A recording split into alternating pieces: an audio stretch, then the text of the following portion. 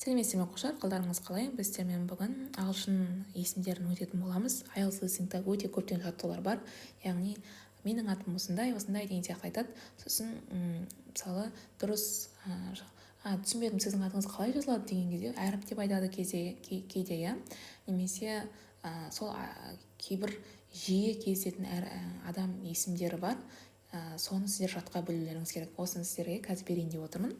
Жалпы бұған типстар, яғни қағидалар қандай екен, соны өтейік.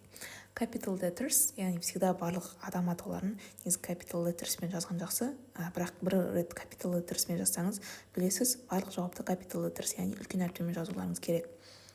Одан кейін spelling, жаңағы адам атын айтқан кезде, мысалы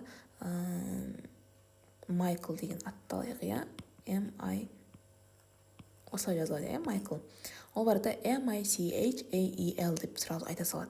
Сіз прям оған қолың жаттығу керек. Оңай қойшы әріптерді білем, қалай айтылу керек екен десеңіз де, сіз жаттығудың арқасында ғана сіз тез жазып үйрене аласыз. Сол үшін де жаттығу жасаңыздар. Initials, яғни initials деген осылай JK деп бөлек-бөлек айтылады да. Толық айтылмайды, қысқартып айтылады. JK Rowling деген сияқты. Сол үшін де сіз прям түсініп алып, мысалы Джейк деп қойға болмайды да, оны прям осындайда кезетін білуіңіз керек, JK деп.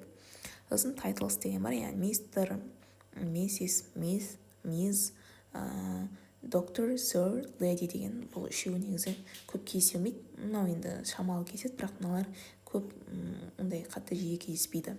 Осыны сіздер ескерулеріңіз керек.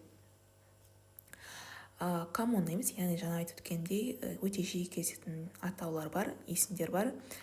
Осы мысалы Эндрю, Кристофер, Крис, Джефф, осылай жазылады, Джефф деп, Джеймс, Джим, Кеннис, Кен, Майкл, жаңа айтып өткендей, тоже кейде Майклды көп айтпайды, яғни спеллинг қылып.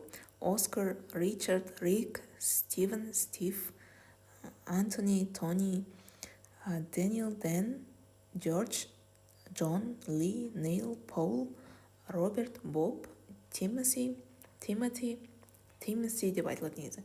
Тим, Бенджамин, Бен, Дэвид, Дэйв, Генри, Гарри, Джонасон, Марк, Николас, Ник, Питер, Пит, Самуэл, Сэм, Томс, Том, Чарльз, Чарли, Эдвард, Эд, Джек, Кевин, Мэтью, Мэтт, Оливер, Филипп, Фил, Саймон, Уильям деген сияқты осындай өте жиі кездесетін жауаптар бар. Осыны жазып үйреніңіздер. Және де прям жаттаңыздар осының жазылуларын. Ең жиі кездесетін заттар, оларды бүйтіп әріп деп айтып отпайды. Оны барлығы білу керек деп ойлайды ағылшындықтар. Сол үшін де осыны жаңағыдай шатастырып алмайтындай бір әрібі қалып кетсе, білесіздер, уже минус болады.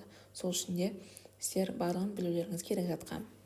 Одан кейін girls, яғни қыздардың есімдері бар. Алис, Бриджет, Клэр, Эмили, Джеклин, Джеки, Люси, Мэри, Рейчел, Софи, Алисон, Кэролин, Дебора, Деби. Мысалы, мынаны бірінші естіп тұрмын. Эмма, Дженнифер, Дженни, Лилиан, Лили, Молли, Раби, Скарлетт, Амелия, Кэссерин, Кейт, Кейти, Диана, Диан, Ханна, Джессика, Маделин, Оливия, Саманта, Виктория, Вики, Бранда, Чарлет, Чарли, Элизабет деп айтылады, Лиз, Элла, Хелен, Джулия, Джули, Маргарет, Маги, Ребекка, Бекки, Сара деген кезде мысалы H жазылатын, мен көптен бері білмей жүргем. Сара деп мысалы H-пен бітеді. Зоя. Сол үшін де оқушылар осының барын жатқа білулеріңіз керек. Барлығына сәттілік тілеймін. Сау болыңыздар.